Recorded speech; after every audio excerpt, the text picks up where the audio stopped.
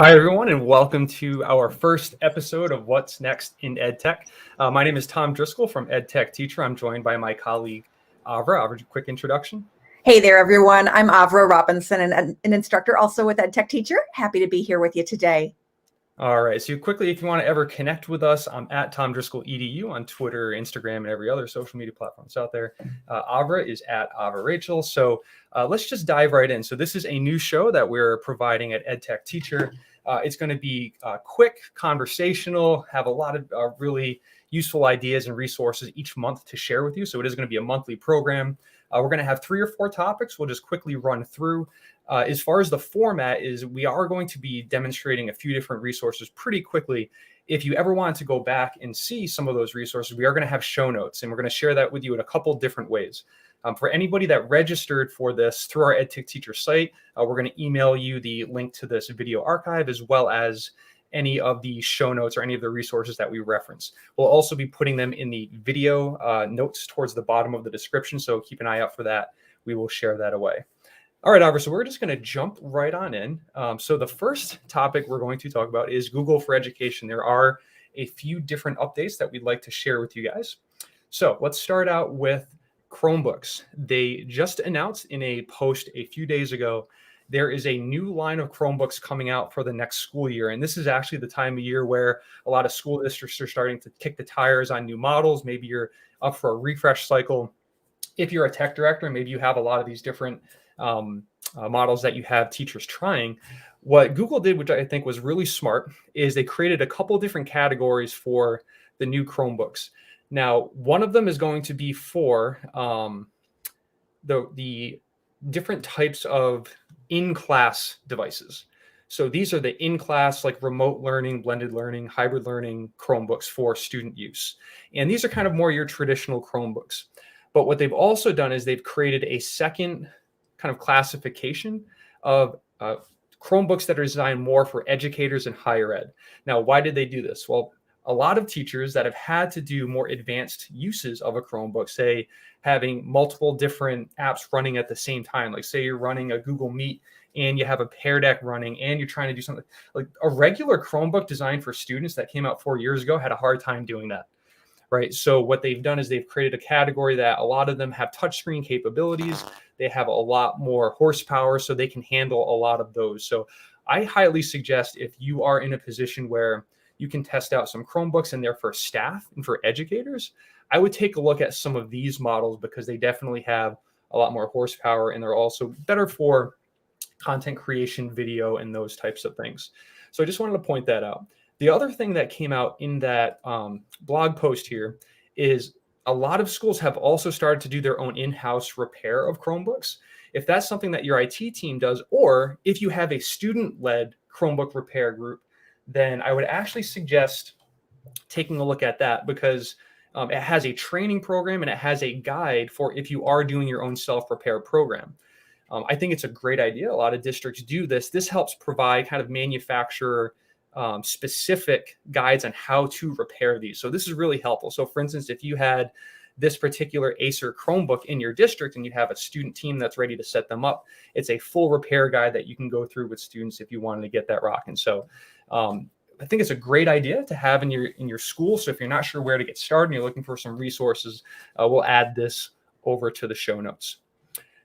All right, so that is the new Chromebook models and repairs. I'm actually going to kick it back over to Avra now. Avra is going to share a few more updates. And give me 1 second. All right, sounds great, Tom. Yeah, that new Chromebooks are awesome, and I love the way they've kind of designed that to empower students to be part of the process of, maintaining them or updating them or all of that. That can be really awesome for kids. All right, so if you can share my screen, Tom, we will jump in and just talk about a couple of quick updates. So one of these things that has come across just recently is just the user ability to be able to resize the chat and rooms and things like that in your Gmail. So seemingly simple, but can be really powerful for those of us that really like our Gmail interface to be configured just the way we like it. So as I kind of zoom in here, you can see what they've got now is just a line between like, hey, where your chats are, maybe any rooms or spaces that you've got going, as well as the different components of your inbox.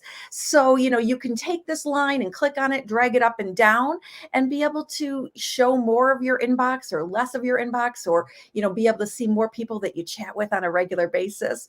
So this is not something that is controlled at the admin level at all. Okay, so it's completely just out there for all users. It is at that rapid release in terms of, the rollout pace. The availability is, started here in January. So I've definitely seen it in my inbox, and I do love that I can kind of customize that and be able to see just a little bit more of, what I want to see at the time. So that's the first thing we wanted to kind of chat about today. And like Tom said, we've got a link to this blog post in the show notes for you so you can take a better look. The next thing we want to talk about is something that actually kind of came out at the end of last fall. So late November, more camera capabilities with Chromebooks came out. So I love this because now not only can we take pictures, but we can scan documents. So, throughout remote learning, teachers and students were looking for ways to be able to get student handwritten work scanned in and turned into teachers. And so this is something now that's available with our Chromebook cameras. And so you can actually go over, you can scan, and that way then it'll kind of trim the edges for you of the paper and be able to kind of really zoom in on maybe even if it's just one math problem that a student's worked, you can kind of get in there and be able to do that and then potentially crop it and so on and so forth. So that's a really awesome thing. And then some additional camera features that are available now. So we've got video mode, we've got a timer. Okay, so if you're further away and you want to be able to take a picture, but you want to get further away from your Chromebook and not be able to hit that button, you can absolutely do that.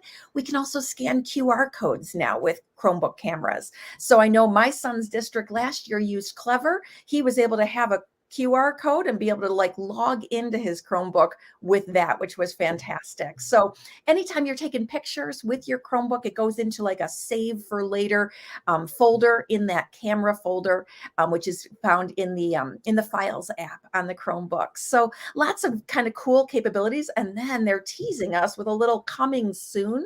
We're going to be able to create animated GIFs.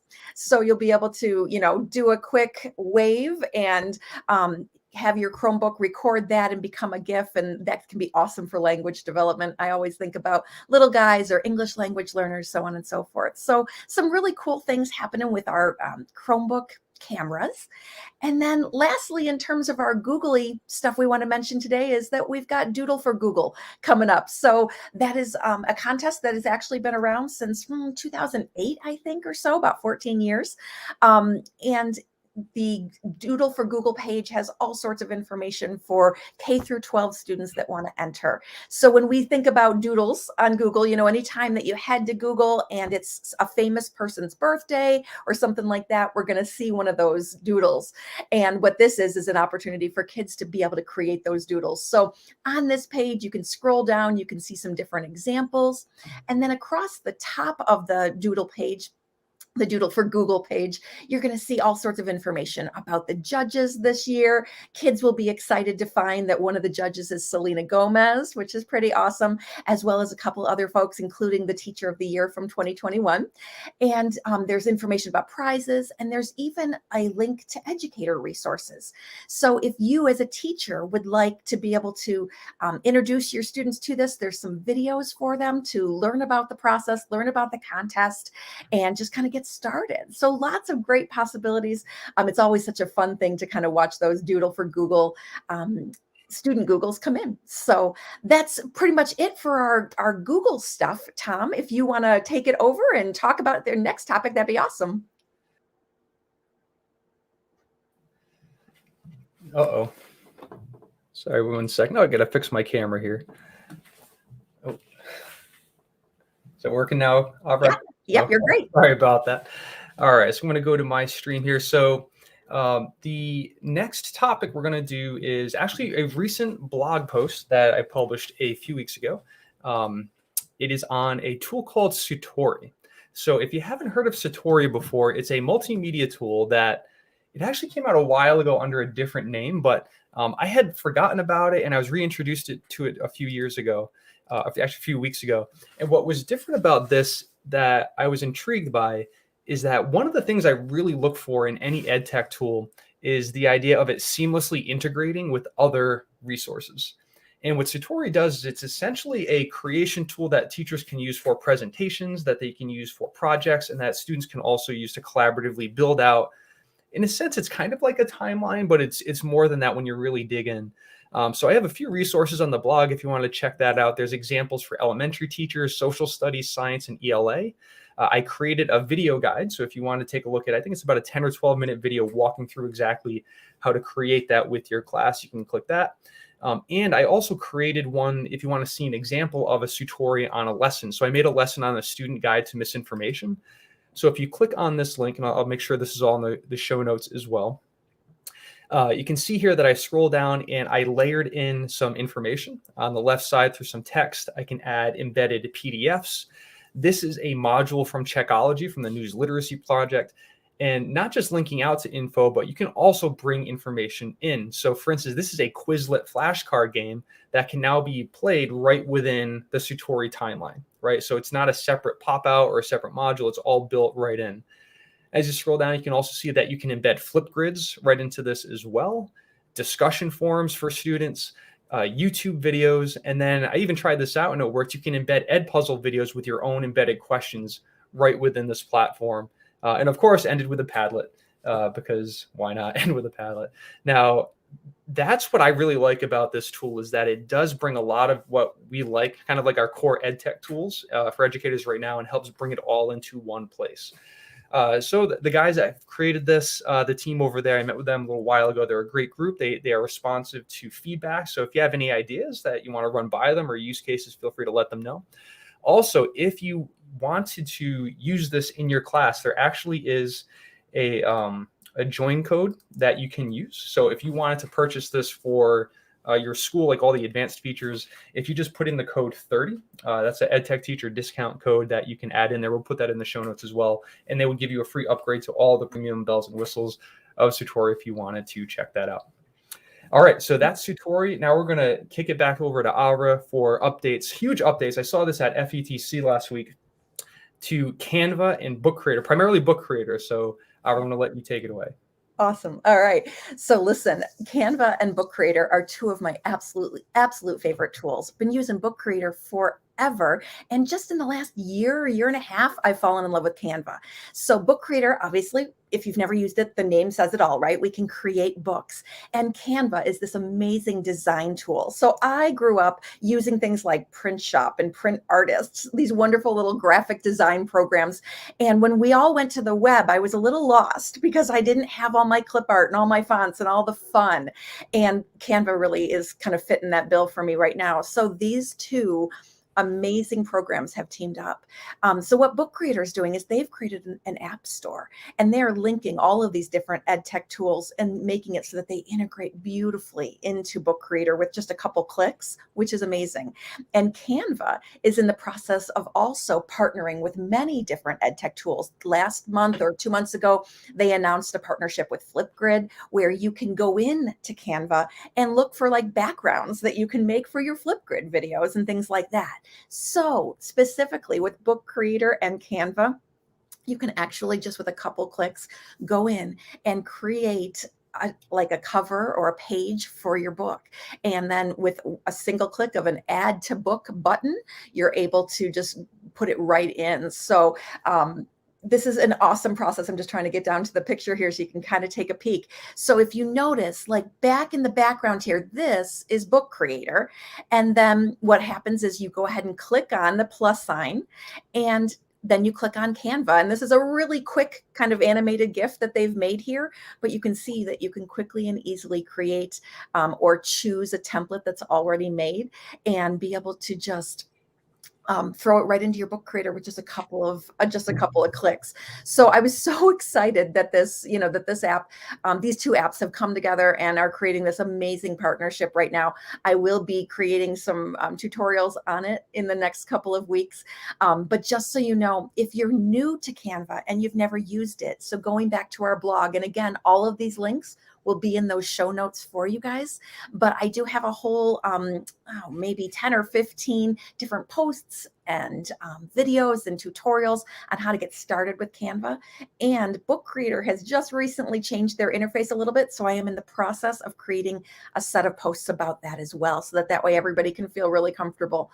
But if you're having trouble along the way, you know, you can always just reach out to me too at Avra Rachel, or you can hit me up at my email address, which is avra@EdTechTeacher. We'll put that in the show notes as well. So lots of cool possibilities there.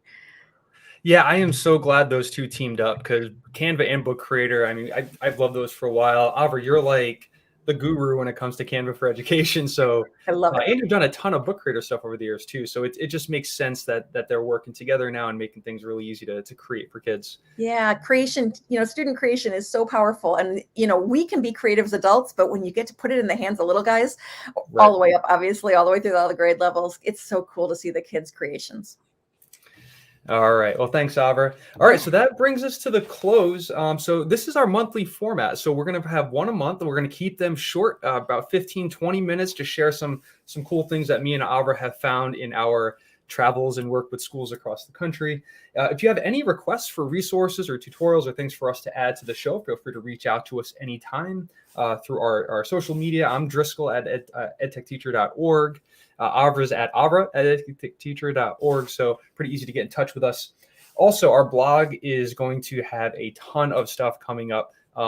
As you saw, there's a lot of things from Canva and Book Creator there, but we also did a program with the Massachusetts Department of Education, and we had, what was it, 18 different sessions, Avra. So we have a lot of content, and what we're going to do is make it short, digestible blog posts with very quick, specific strategies. Avra's actually had a couple come out already.